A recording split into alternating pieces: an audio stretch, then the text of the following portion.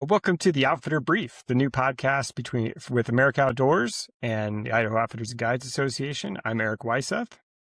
And I'm Aaron Lieberman. And this first episode of what's going to be, I think, a podcast you'll see maybe a couple times a month, where we're going to talk about national issues impacting outfitters and guides and probably the outdoor recreation industry as a whole. I'm guessing we'll probably have some great interviews. And I don't know. Aaron, what are you thinking? Absolutely. This is our first episode, and we are not easing into it. Today, we sat down with Chief Tom Schultz, Chief of the United States Forest Service, and covered a lot of ground around Forest Service reorganization, what it means for how decisions get made at the local level, the Explore Act, fee reform, all that sort of stuff. And that's the kind of content, whether or not we get Tom Schultz in future, that you can expect from this segment. Yeah, I really thought it was a great interview. I didn't know some of his history and what he comes into the job with, and his perspective on the restructure was really interesting. Overall, I thought it was a great conversation. I know I learned a lot, and it made me, I think, more excited for some of the things that he's doing over there. Yeah, absolutely. It was definitely worthwhile. We were lucky to get him. And hopefully for the folks that are listening, both in this conversation and going forward, it'll help clarify some of the obfuscation or, cut through the noise that we often get on these national level policy conversations. There's a lot of big feelings, and there are usually very few details in those headlines. So hopefully this first installment will be a good litmus test for the rest of the episodes to come. Yeah. Who's next? Who are we going to get next? Unsure. I was going to ask you the same question. So hopefully somebody impressive. You out there, Secretary Burgum? Yeah. Hey, people in your organization have our phone number. So, great. Well, this interview's kind of long, so we want to get right to it. So here is the interview with Chief Tom Schultz. Enjoy.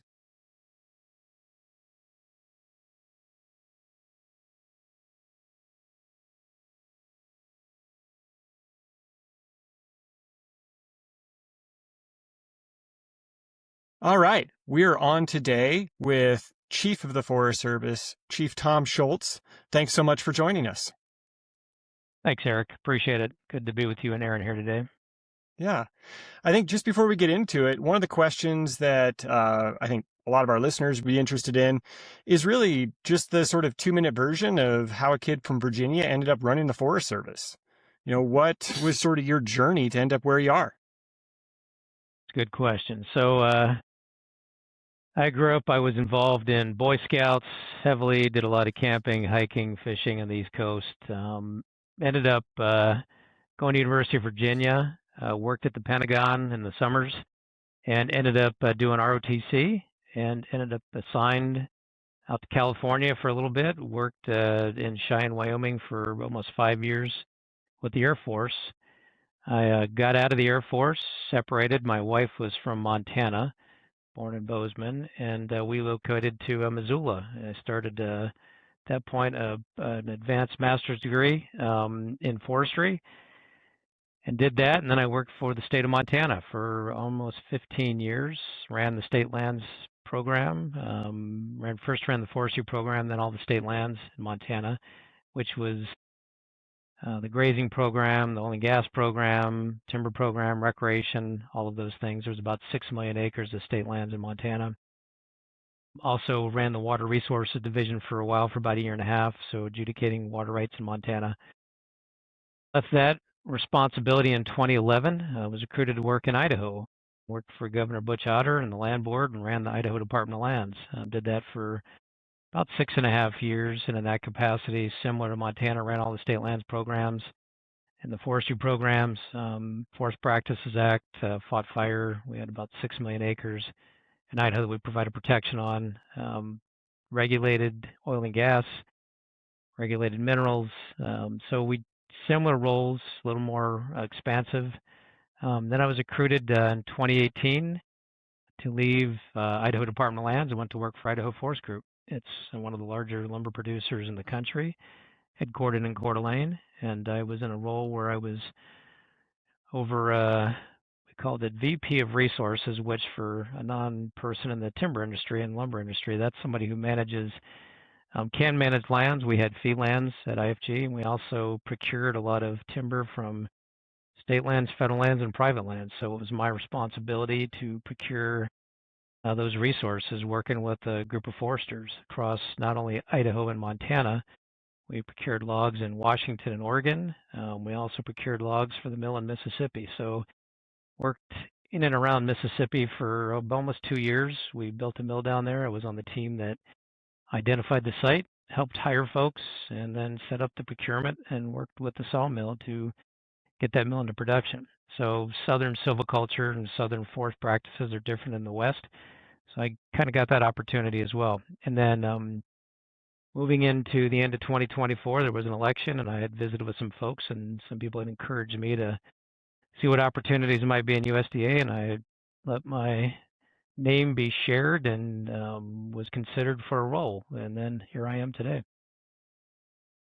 That's I didn't know a lot of that. That's really interesting. I didn't realize so much of your career, if not, sounds like the vast majority of it was really in public service, working for, the pub, I guess, for states, not the private sector.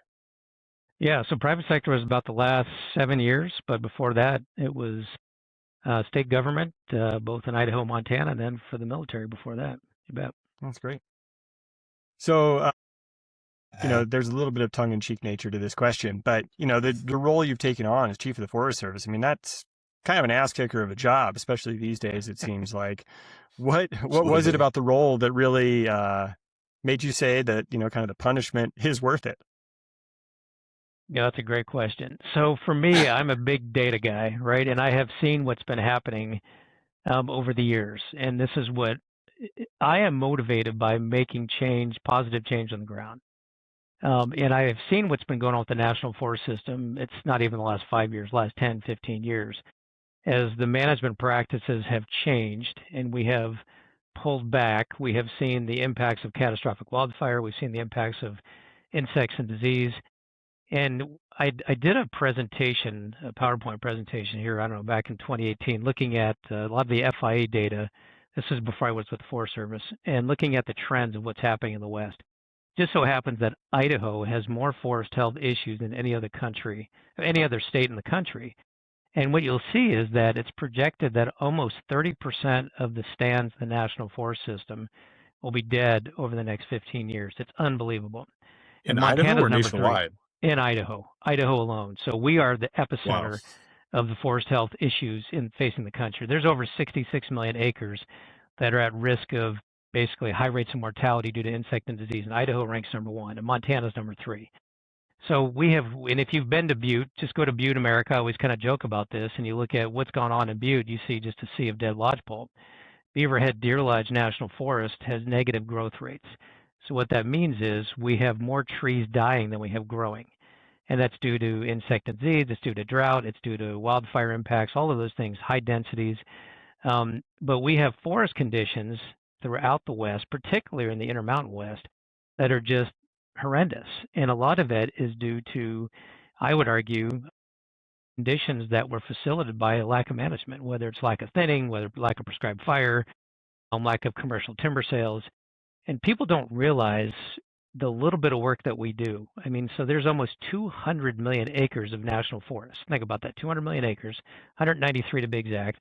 And of those acres, about 25% are actually identified as suitable for timber. That means the other 75%, it's either wilderness, it's roadless, it's high elevation where trees can't be grown commercially.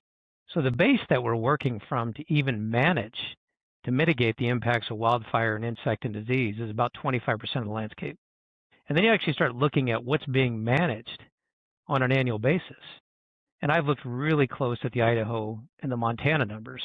So in Idaho, it's about 1.5% of the suitable timber gets managed on an annual basis. In Montana, it's about 1%. So you're talking going from 193 million acres down to about 50 million. That's even suitable. And of the suitable amount, you look in those two states, and we're somewhere between 1 and 1.5% is being managed. And then you have to dig a little bit deeper into the data and say, of the 1 to 1.5% we're being managed, how much of that is attributed to actual thinning, mechanized treatments, commercial timber sales versus fire. And what you find pretty quickly, about 80% of the management that is being done on the suitable timber base on an annual basis in Idaho and Montana is due to fire. That could be prescribed fire, could be wildfire that's deemed to be beneficial. So when you start looking at the pie that we have, that we're starting with, you ratchet that down to 25%, then it's 1%, and of the 1%, 80% of that's fire. So the amount of work that we do on the ground with mechanized treatments is so small, and that generates an inordinate amount of controversy. And what I am always questioned is, if people understood the impact of wildfire and the impact of insect and disease, I would think you would clamor for more management to actually reduce the impacts from that.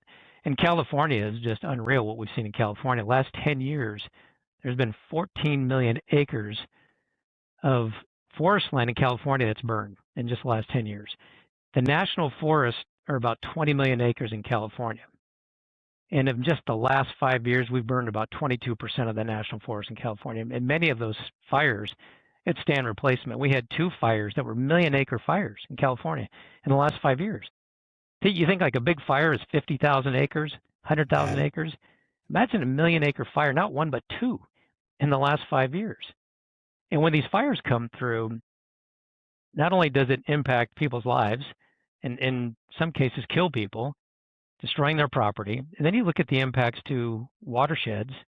So when you burn a forest, trees consume a lot of water, and now those trees are gone or they're dead, and you have significant amounts of erosion. So if you like fish, so now you have sediment choking streams, right, or impacting watersheds where people consume water. Like in many cases in California, about 70% of the drinking water is coming from the national forest system. So wildfires have huge impacts. And then owls, like that's another one I talk about. Like, in some of the areas we have had the Caldor fire, which was on the El Dorado forest in 2021. That fire burned 235,000 acres. Half of it was stand replacement. And I talked to one of the foresters out there. This guy is in his mid-70s. He's been working for the Forest Service for 53 years. I asked him what happened, and he said, about 20 years ago, we really pulled back on the management of the forest to protect spotted owls. And we have a term PAX, which is kind of the area that is identified as spotted owl habitat. And we pulled back on the management. And then when the fire went through there, it just basically annihilated about 50% of the spotted owl habitat. So in an effort to protect wildlife, by not managing the forest, increasing canopy cover, we actually created conditions that were conducive to catastrophic wildfire. So to me, what bothers me, and back to your question about why am I doing this? I'm not doing this for any other reason than to improve the management of the national forest system. When I've seen what has happened, it's disheartening to see what has happened. And if we can make it better and we can make a change, and that's our goal. And I would say the administration is aligned with this. We are trying to improve things, and there's ways to do it. There's ways through deregulation. There's ways to drive decision making down to the lowest level. We try to simplify things, get focused on the priority work. But I think we are making impacts, and so that's what's driving it. I didn't just do this, wake up one day and say, "Wow, I want to have this role." I'm not a title kind of guy. I'm a guy about getting things done and being operationally focused. And that's what I'm doing. Well, we're certainly glad to have somebody like yourself in the role. We do need problem solvers, and I mean, as you're describing active forest management, I think this segues into another question we wanted to ask you. But I think a lot of that is misunderstanding, right? When folks hear forest management, I think many people may just hear timber sales, right? It becomes those terms, or that understanding becomes conflated because most people don't understand, myself included, but don't understand what that actually means on the ground. So I think, if nothing else, we really appreciate you being here to help clarify some of these things. Pivoting a bit, and more specifically, you've been doing a lot of press over the last couple of weeks, explaining the reorganization of the Forest Service. And I know you've had to speak to this quite a bit, but from your seat, what's the thing that you think is most misrepresented, or that is most misunderstood surrounding the reorganization at this point? I think there's a couple things. There's been a lot of controversy. We actually on our website identified, I think we're calling them myths, and we tried to clarify some of those things. One of them has to do with the disposition of federal lands, so that we're going to sell lands to the states or sell lands to the private sector, and that's why we're moving to Salt Lake. And that's not why we're moving to Salt Lake. We're moving to Salt Lake because it's in the West. There's 8 million acres of national forest. There's a great airport. Family friendly. Cost of living is very reasonable. It's closer to the people in the West. It's easy to get around. But there is nothing in this reorganization that is directed or structured around divestiture of federal lands. And just to be clear, the only authority the Forest Service has right now to divest of lands are land exchanges, and then we have the ability to sell small tracts, 40 acres or less, and there's called the Small Tracts Act. So this notion that the Forest Service is designing the organization to divest of federal lands, that is not any of the stated goals, it's not any of the non-stated goals. The goals of the organization are to become more efficient, to become cost effective, it's to drive decision making down to people on the ground, and then have better relationships with local communities. So I just think that's a key piece that is out there in terms of, we would call it a myth. And people are going to make up their own stories, and I'm not here to necessarily change anybody's narrative, but I'm here to present the facts, and that's what we'll do. And another one that is out there is that we're firing thousands of employees. We tried to clarify this as well, but we did send out letters to over 6,000 employees that could be impacted by the reorg. And that was to just give them some information. And we're currently negotiating with the union as well. So many Forest Service employees represented by the union. So nothing is finalized yet. But we just gave them a heads up that your job you could have a different supervisor. You may have a different job. Your structure may be different, but you're still a valued part of this organization. And most of the offices that we have will be retained from the regional offices. So I think we currently have regional offices across the country. We've got 9 regions, and then I think we are closing 3 of the facilities in Portland, Milwaukee, and in Atlanta. And we also, the Washington office, we call it the National Capital Region. We've identified, we think there may be upwards of about 500 people out of about a 30,000 person organization that would have to maybe relocate. So it's about 1.5%, and it's not to diminish the impact on those 500 people, because it will be an impact on their lives and their spouses and their kids. But we're also trying to do it in a way that's thoughtful and provides transition opportunities for them, working with their supervisors, working with the union. But those are some of the things I think are out there that are maybe misunderstood. This notion that we're wholesale trying to sell lands through this restructuring, or that we are going to be firing thousands of people. None of those things are accurate. If anything, we've made it very clear the intent is not to have any reduction in force through this process. Yeah, and I want to follow up on, in particular, the divestiture notion, because I've heard that a lot, and that one from the get-go was somewhat confusing to me, for the same reasons you outlined, that there are existing processes whereby the Forest Service may exchange or otherwise dispose of land, but they're fairly limited. There are set processes for them. Proximity to sort of political feelings or sentiments doesn't seem to have any sort of nexus, even in the abstract, by osmosis. But also because, talking to some other folks within the Forest Service, and I think the Smoky Wire reported on this as well, but that the Forest Service internally, folks within the Forest Service, have been looking at and developing ideas around restructuring the Forest Service to better deliver on its mission for years. At least that's my understanding. Is that correct? Aaron, that's a great question. The Forest Service back in 2021 was provided with, funding, and we worked over the last 21 to 23. So there was IRA funding, there was IIJ funding that became available to the tune of billions of dollars of funding for the Forest Service, right? And some of those were, I think IIJ, we had 5 years, and IRA funding was up to 10 years. So the Forest Service had amounts of funding available to do things for fuels reduction and things that they had never had before. So they brought on a bunch of people, hired a bunch of people. And that money was one-time money. That was not ongoing funding. So what happened was, in 2024, there was a recognition that of all of the employees that had been hired, to do this work, I think the Forest Service had a plan internally that you would bring them on over a slow period of time. You would ramp up to get the work peaked, and then you would let folks go over time. And this was envisioned over probably an 8 to 10 year process. Well, there was direction given to expedite hiring practices. So we hired a lot of people in a very short period of time. And that funding was not there long term. So there was I think we estimated about a $750 million discrepancy between what the budget was and the liability in terms of the number of folks that had been hired. So this was recognized in 24. So in 24, summer of 24, the Forest Service actually put into effect a hiring ban, a hiring freeze. They also started designing at that point in time a restructuring effort to look at how can we reduce cost and better align the organization. There were lots of thoughts and ideas. So when I came into this role late February of 25, there was already a fair amount of work that had been done looking at this issue. But as you know, there's between starting to design and actually executing, there's a big change, a big difference there. And we continued that work. We engaged folks internally. We created teams. We had very clear direction in July of 25 from the secretary. And the first pillar of her organizational memo was to make sure that you are fiscal stewards of the taxpayer dollars and that you have a budget that is balanced with the workforce that you have.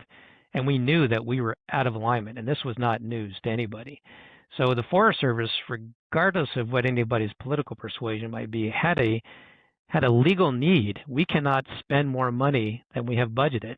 There's something called the Anti-Deficiency financial reality. Act. Yeah, totally, right? So that was out there. And then you look at what would anybody do in a situation like this? So we have structured an agency that we think has multiple better ends, that we're going to move folks closer to where the work is done. And over time, we actually see this putting more resources on forest and districts as opposed to middle and upper level management. We see that happening over time. Yeah, let me follow up on that one, because I think that's also at the crux of this, right? So there's the financial element that we have this much money in appropriated ongoing funding. We have this much in liabilities for staff or for leases or whatever else. And there, to the degree there's a delta between those things, we need to address it. But part of the impetus, at least my understanding, correct me if I'm wrong, but my understanding is that part of the impetus for looking at a restructuring of how the Forest Service operates, where it operates, what those functions are, is based in no small part on feedback from other stakeholders, from people in local communities about where those resources really need to be. And I think you've described this as getting more resources, and I think you just did, right? But more resources closer to the ground. I guess one of the questions I have there, one, if you could speak to that, but also sort of as a follow-up, 5 years from now, how will, like, in your mind, how will you know if that has worked? If you could sort of, that's two questions at once, but. Yeah, so the first question is, what I'll start with is, if you study the history of the Forest Service, there's a great book written in 1960 called The Forest Ranger. It's all about the culture of the Forest Service in the 1950s. And there's a lot of discussion about the role of the man or the woman on the ground who's actually doing the work, that is the most important person in the Forest Service. It's not the chief. It's not a regional forester. It's not a forest supervisor. It's that man or woman on the ground doing the work. And what we've seen over time is that not only with the growth of the staff at regional offices and the Washington office, but those staff actually had policy roles. So regional offices promulgated more than 2,000 directives. So so we have statutes, we have regulations, we have a manual, and we have a handbook. The handbook has over 3,500 directives in the handbook. So I like to bring the analogy in. If you walked into an organization, any organization, somebody gave you a new employee handbook and it was 3,500, I'm even talking pages, I'm like directive. The directive could be 100 pages, right? And it was 6 feet tall. It's probably not a place you'd want to work. And there's a lot that's been written about trust in organizations. Another one of my favorite books is called The Speed of Trust. It's M.R. Covey, Stephen Covey's son. And you look at it, if you have a low trust environment, that's typically depicted by lots of regulatory framework, right? You create all of this because you don't trust people to make decisions. And if you look at, and there's a great example in Idaho, you look at like the Simplot Corporation. They, back in the day, Mr. Simplot and Ray Kroc got together and had a discussion, not a bunch of attorneys in the room or anything, but basically had a handshake about, Simplot was going to provide French fries and potatoes to McDonald's. And to this day, they're still the largest supplier of French fries and potatoes to McDonald's. And that was not done with a fleet of attorneys. It was not done with a bunch of regulations. And you can see like the impact of a very big regulatory framework in terms of it raises your costs, it decreases trust, it slows decisions down. And if you look at what has happened in the Forest Service, the same thing has happened as we have created this regulatory framework above and beyond what Congress ever dictated or above and beyond what we ever did in regulation. It slowed things down. It made them more expensive. And then people, you think about even anytime that you have counsel, like if you send a letter to your attorney to review it, my guess is you're going to get some read back on that letter. So if you have a person in a staff role, they're going to promulgate policy, right? That's what happens.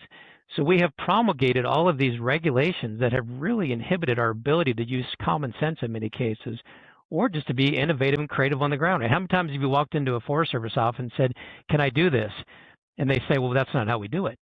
And I can tell you that happens to employees. Like a new employee comes in and says, "I'm new, bright-eyed, bushy-tailed, I'm out of school or whatever I came from," and they want to try something new. And in many cases, well, that's not how we do it here. And then at some point, maybe it's a year, 2 years later, they've now been assimilated into the culture, and then a new person comes in and they say the same thing, right? We don't do it like that. We do it like this. And so I was just going to say, there's that cultural component of how that spreads out as well. So that is and I love the reference to the speed of trust because I use that all the time, but it also has quite obviously impacted culture. And I can say with certainty within the outfitter and guide world, right? You'll have folks who have been operating for 50 years talk about their relationship with their permit administrators or the area ranger back when they started versus now, and how the disposition and the culture has changed from a culture of like, let's figure this out, or how might this work, to a culture of like, well, that doesn't seem to be allowed. And just a quick side note, I spent hours this morning in those directives and in the handbook it wasn't just for fun preparing for this. It was an actual problem I'm trying to figure out a solution for. Right. And it is Byzantine. Yeah. So what has happened with incredibly difficult to parse. With those directives, the word should appears throughout them. That word should has been interpreted by the courts to mean shall.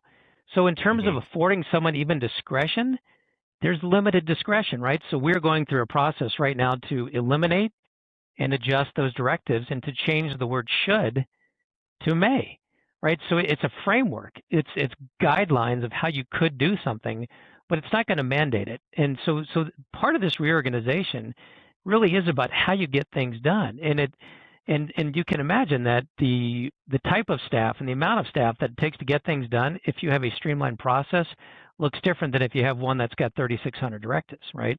So part of the reorganization isn't just about putting people in different roles and moving them around the country. It's also looking at the regulatory framework and ensuring that we streamline that so that people are empowered to make decisions on the ground, working with the people that they're, whether they're recreating or whether they're, doing a timber sale, whether they're putting in a mine, whatever, but having some guidelines, but giving them some ability to be innovative in how they permit that work. So that's a big part of what we're trying to do. I think your other question was about success. How do we look at and say we've been successful? I guess I'm a believer in a lot of success won't necessarily be what I say or what the Forest Service says. It's going to be the public, right? And I come back to the focus of what the Forest Service is about. It's caring for the land and serving the American public. That's what we're here to do. And a big part of this is going to be assessing, are we doing things better? So even like a state-based structure, think about it. So if you're in Idaho, you have Region 1 and Region 4. In Region 1 and Region 4, there might be some alignment, there might be some misalignment. And I can even tell you like how we've dealt with snowmobile use in areas that were recommended for wilderness has not been the same in Region 1 and Region 4, right? And when you look at recreation and how we address those things, the intent is having a state-based approach, we think, will create better relationships. You're going to know who that state director is, and you're going to get to know them really well, and it's going to be a single person. And in the example I give is, currently, we're in this interim operations period, but we have right now regional foresters that cover 4, 5, 6 or more states. So imagine you're trying to maintain those relationships with those governor staff, county commissioners, tribes. So we think this approach actually is going to put better resource allocation and that communication, the liaison role, government affairs, all of that work, tribal affairs is going to be right there in that office, in many cases co-located in a capital city with your state foresters, with your state government folks. So we actually think that the relationships will be improved. But to your point about success, to me, I think we can look at relationships and get feedback from the public. My view of success will also be, is the condition of the forest better? Are we going to turn this around and are we going to have better forest conditions? The other thing is public access. So that's something else we're taking a really hard look at. Everybody says they support public access. Okay, well, let's do something about it. When you actually look at many of the roads and trails that the Forest Service has closed over the last 20 years, I hear a lot about that. So we're taking a look at that and where we can increase access. No net loss of public access. You know, you've heard different people talk about no net loss of things. Well, for us, public access is critical. It's for recreation. That's for fighting wildfires. It's for getting out there and managing the land. You have to have roads and trails. And historically, there's been a concern that we don't have funding to manage all the roads and the trails that we have. And that's true. We have about $11 billion in deferred maintenance. However, I've got many times user groups that are more than willing to go out there and do work on the ground to keep trails and roads open. And we are going to be continuing to do that. I know the Undersecretary has expressed an interest in having segments of every trail have like a adopt a trail. So if you hike the Appalachian Trail, for instance, pretty much many miles of that trail system have a group that there's 2 miles of that trail, 3 miles. Tree falls down, you know, wind throw, whatever, they're out there cutting it up and moving it off the trail and keeping those trails maintained. So imagine a system where we're going to have more outreach to increase cooperation because we do need volunteers. We've got about 82,000 volunteers from a recreational use perspective that help us clear trails and do all kind of work. In many cases, it's outfitting guys who do some of that work. In other cases, it's just interested members of the public that want to go out there and do this work, right? Because they care about having access to their public lands. But really, our focus is going to be increasing public access for all types of use. You know, I hear the word, instead of using that word motorized and non-motorized, just like a multi-use road or multi-use trail, right? And we see greater access being provided over time for the public. And, you know, and I'm a sportsman. I mean, I like to hunt. I like to fish. I'm just like many other Idahoans, right? That's near dear to my heart what I want to do. And that's most of the time I spend in the woods is either hiking around or scouting or hunting or fishing or whatever that might look like, right? I mean, so I get it. And we want to have good access to our roads and trails. And we are going to increase that over time. So when you ask about success, we could look at how many acres did we treat? Is the condition of the forest improving? The trends? Are we increasing public access? We can actually say how many closed trails we have today, how many closed roads, and are we opening that up for use by the public? Easy metrics to follow.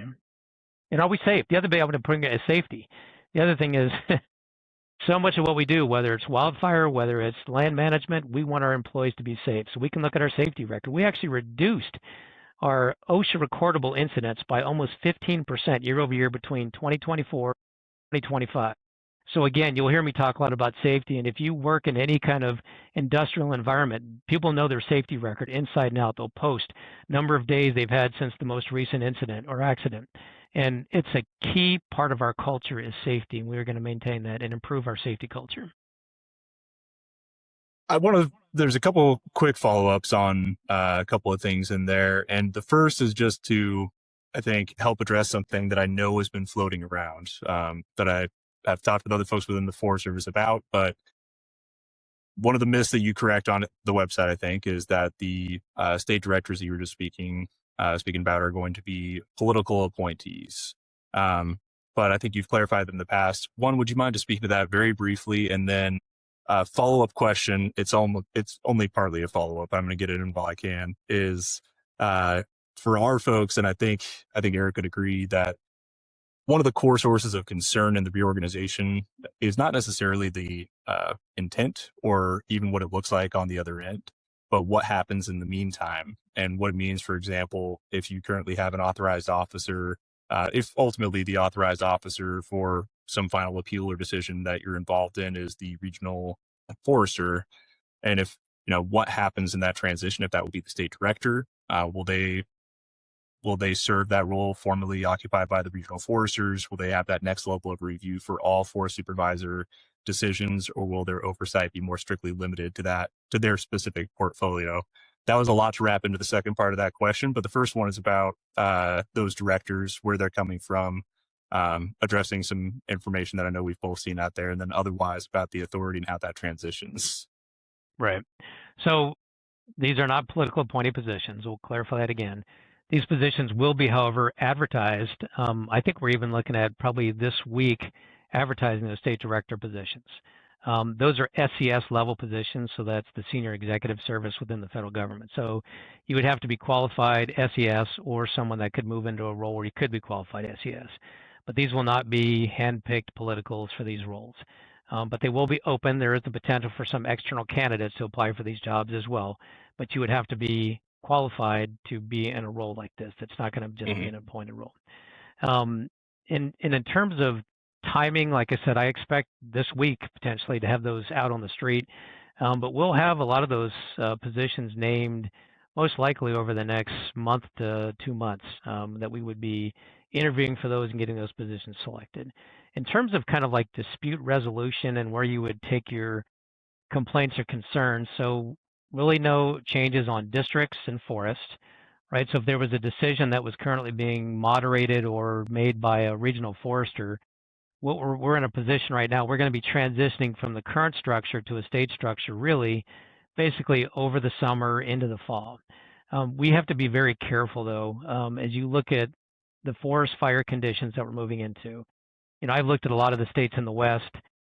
Montana and Idaho actually is as bad as it may look. We're actually in much better shape than like Utah or Oregon, where much of the country and much of the states are below 25% of what their average snowpack would be at this time.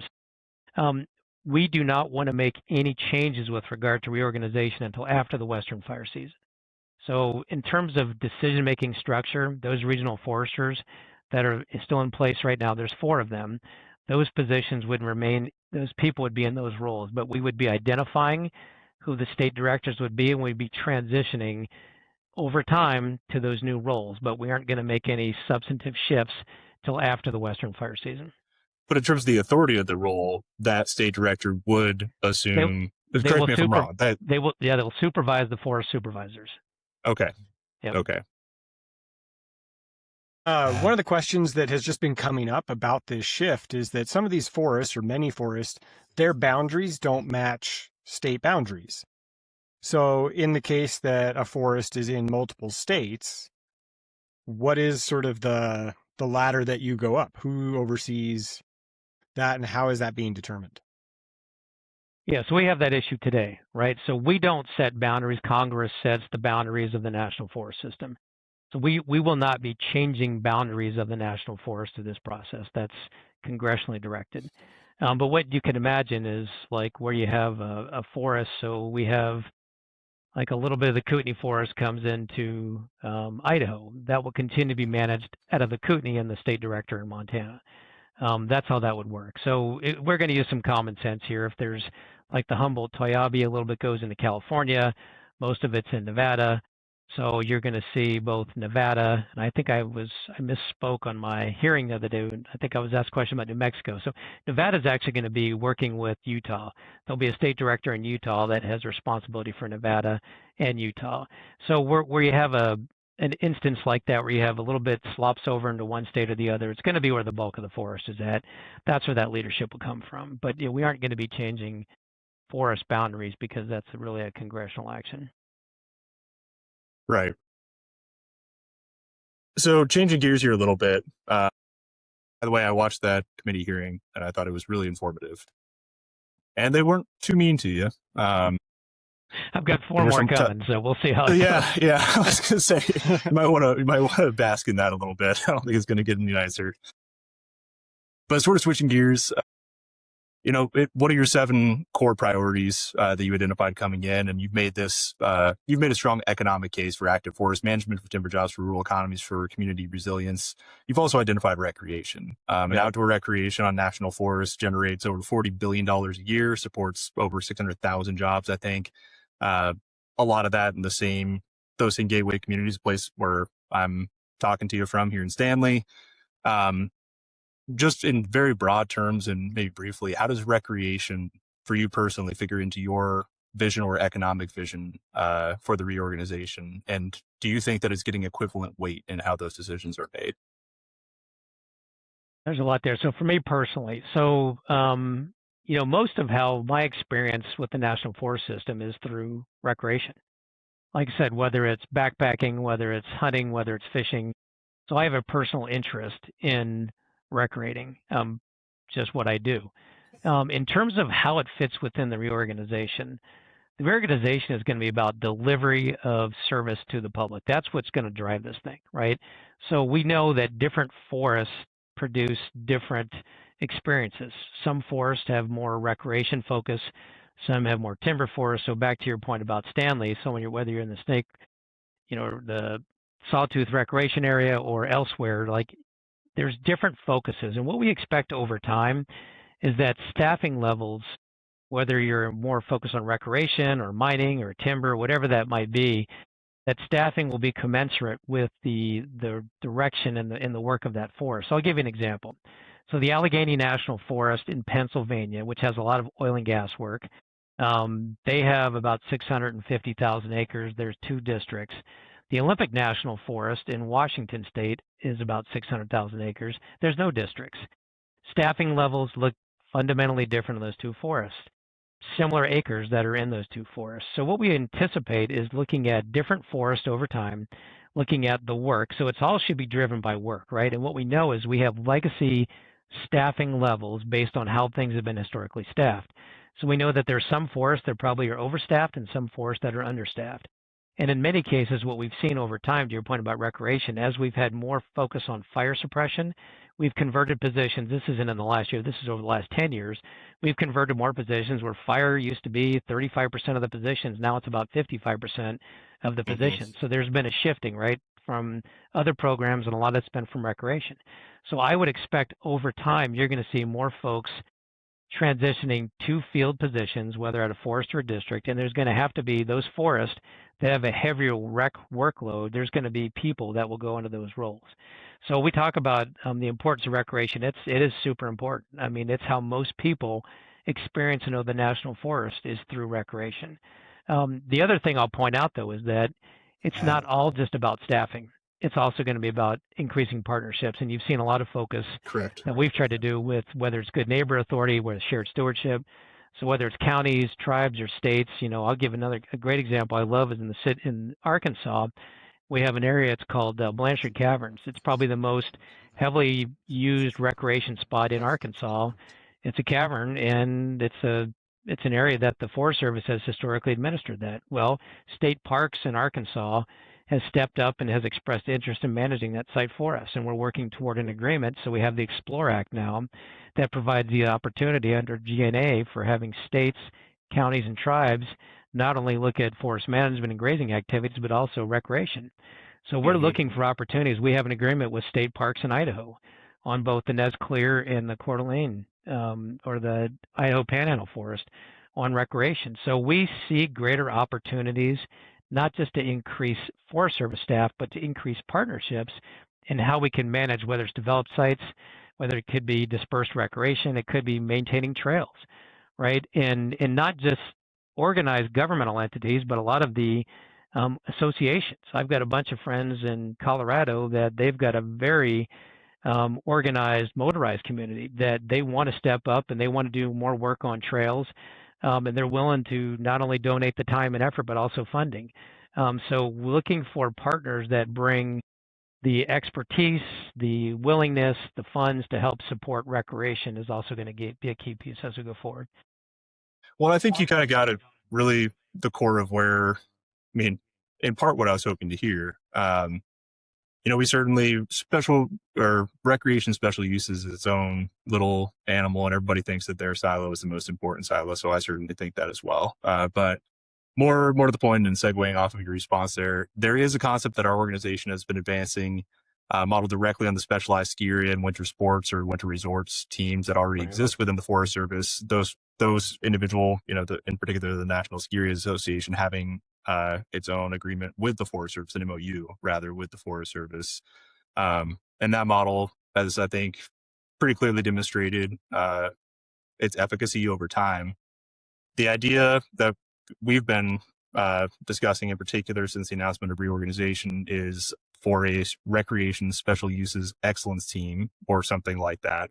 Workshop the name, but housed within one of these operation service centers again, to centralize outfittering guide permit processing, need review, implementation of different directives, or implementation of the reduction of directives for the 3,500 plus permittees across all the forests where we operate. Is that kind of specialized, centralized capacity, the reorganization creates an opening for something like that, or something you'd be open to? So you're just for your audience, we do have a mountain resort team. So they're located in Denver. And the mountain resort team typically supports whether it's permitting of ski lifts, expanding ski areas, doing and overseeing that analysis. And we would envision so we talked about these service centers or hubs that we'll have. And those service centers really are there to support some of the work that we can't staff at every forest, right? So the White River National Forest, for instance, has 11 ski resorts on it. And that team that is in Denver not only supports the White River, but they also support ski expansion in Utah and elsewhere we have ski resorts. So we would expect more of that over time, whether it could be engineering services, which has to do with a lot of roads and trails, right? How we engineer that work. It could be archaeological resources that are also put at those service centers. So some of those functions that we need, we used to use the word strike team. So a lot of the teams that would do NEPA, like NEPA strike teams, when most of those teams I think have since dispersed, but that could be a concept we review again, is that through these service centers, do we create a NEPA strike team to help get some of that work done? And those NEPA teams are not specific to any program of work, right? They can support anybody to get that NEPA analysis done. So we do expect some of those specialty skill sets, and you're right, special uses, whether it's transmission lines, whether it's rights of ways, whether it's land exchanges, appraisals, surveys, a lot of that work, we don't necessarily have the resources on every forest or district. So you're going to have to consolidate some of that expertise and those resources in those service centers. So we will definitely see more of that. And the term is in organizational design is kind of like a matrix organization. So instead of a forest or a region having all the resources they need, some of those are going to sit on a service center, and you're going to have state directors that are making the case to get access to some of those resources. And it's also, we think it's going to help improve communication and understanding of national priorities, right? Because right now, in many cases, a forest or a region is looking within their scope of what they're responsible for. But now when you have to share those resources, you're going to have to understand those broader priorities and also advocate for the work that you're doing to get some of that access. But that is going to be a model we're going to look more towards.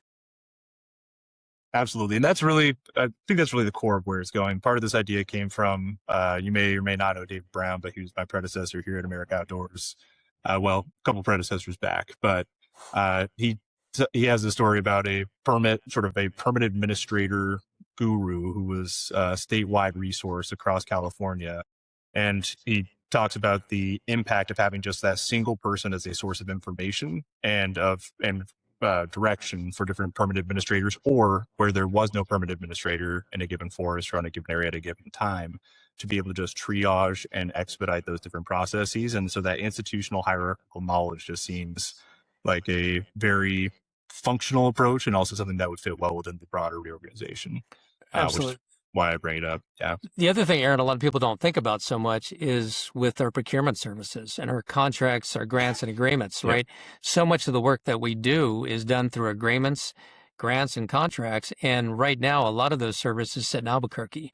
And what we expect is that there's going to be, when you're a state director, you're going to have specific resources assigned to you, your team, right? So we actually expect that the reorganization is going to help facilitate over time better service to both the Forest Service and to the public in terms of those contracts, grants, and agreements through how we're going to structure that authority. And so you may not necessarily have the contractors on that state office, but they're going to have direct access to those folks, and they're going to have their own team.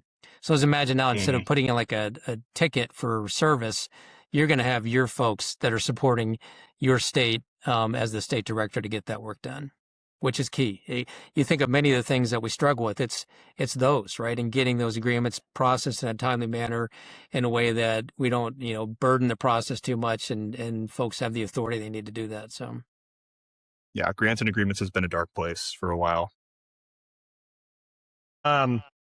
Shifting a little bit, but staying, I think, on the conversation about restructuring, there's been a conversation around a national firefighting service, which from my understanding is going to be housed under the Department of the Interior. Even though, again, kind of from my understanding, most of the wildland firefighting infrastructure today exists under the Department of Agriculture and the Forest Service. Can you just kind of update us on where that's at, what the thought process is, and where you see that going? You bet. So right now, about 70% of the federal wildland firefighting apparatus is within the Forest Service, within USDA. That's today. The Wildland Fire Service has already been established. So Department of Interior instituted this several months ago. And what you've seen is, so whether it's Fish and Wildlife Service, Park Service, Bureau of Indian Affairs, Bureau of Land Management, the fire programs within those four bureaus has been consolidated into Wildland Fire Service. And Brian Fennessy was hired basically as the fire chief of the Wildland Fire Service, and he's in Boise. So that structure has been stood up, and DOI is moving forward with that. What was directed to before they even did that is there was an executive order signed last year with regarding how we become more efficient and how we consolidate our firefighting activities and resources. So both USDA and DOI for the last year have been working together to implement requirements in the executive order. So looking at job descriptions, looking at our procurement processes, looking at how we card planes and employees so we get some consistency, more consistency in how we do things. What you're seeing right now is in our budget for fiscal year 26, Congress put provisions in there for us to conduct a study to evaluate how we would be successful in implementing the fire transfer of the program. So right now, I think I mentioned this the other day in my hearing, but we've had, I think, requests for information submitted. So that enables us to look at those vendors and the information they submitted and write an RFP. And that RFP will come out in early May. And then we expect there to be competition for that RFP. And then I think the expectation is that within 6 months, roughly, that report would be completed. That would then advise both the Department of both Interior and USDA, as well as Congress, on how to consider and move the firefighting program into a consistent wildland fire service. The rationale for doing it is primarily, I think, to create efficiencies. Consistency is how we do work, whether you're a contractor, whether you're the public. I think it's also to look at how we suppress wildfire, and just keep in mind the firefighters that do the work of suppression also do the work for a lot of the land management fire work that's done. So prescribed fire, the fuels treatments, those same firefighters that are doing suppression also do that work as well. So one of the big things we have to look at is right now when you transition that from USDA to Interior, how do you ensure that you don't have a disruption of that work in the shifting of that? Mm-hmm. And I think what we're going to do is we're going to learn from DOI as they've done that right now. So even how they're addressing that, they're learning as they're doing it, right? I mean, and so that would also inform the process. But I would expect the study to be done sometime this fall. That will inform Congress and their decision-making process. The administration has made it very clear that that is a high priority for them to create the Wildland Fire Service and integrate, and the term is either to consolidate or to unify both USDA and DOI under a Wildland Fire Service. Thank you. Chief Schultz, just want to say thank you so much for taking the time to talk to us and to speak to Outfitters and Guides. And if we had one last question of, just giving you the opportunity, do you have one message for Outfitters and Guides who might be listening to this, the people running small businesses on public lands and helping people fall in love with the amazing places that the Forest Service oversees around the country? Yeah. So thanks, Eric. I guess I would just reiterate back to our motto. And it is about caring for the land and serving the public. And that's when I think about what Outfitters and Guides do, that's what they're doing. They're out there, they're caring for their clearing trails. They're getting people experiences in the backcountry, whether it's hunting or fishing or just taking people out in the backcountry. And we're committed to facilitating the work that they do. We're committed to streamlining the processes, being more responsive to both their needs and creating consistency. That's the other thing, too, we haven't really talked about, but anybody that operates a business, their expectations from government are be consistent in what you do. Do what you say you're going to do. And to the extent that we don't do what we say we're going to do, or we're bouncing around in terms of how we think about things, that's a problem. So I would say expect over time greater consistency in how we deliver our programs, expect better customer service, and continued support for outdoor recreation. If I could just say, I think you've already begun that change. I mean, from leadership down in particular at the Forest Service and over the past year, the level of responsiveness, the level of just open communication and support that I think you've created there has been remarkable, genuinely. And I really appreciate it from the industry's perspective. And I know that it will trickle down over time, but it's not all to say your efforts are not lost on us. They're already visible. So I sure appreciate it. Thanks, Aaron. Appreciate it. Well, Chief Schultz, thank you again for taking so much time to talk to us. This has been really informative. I feel like I've learned a lot, and I suspect most of our outfitters who listen to this will feel the same. So thank you again. No, I appreciate the opportunity to speak with you all in your audience. So thank you. Thank you.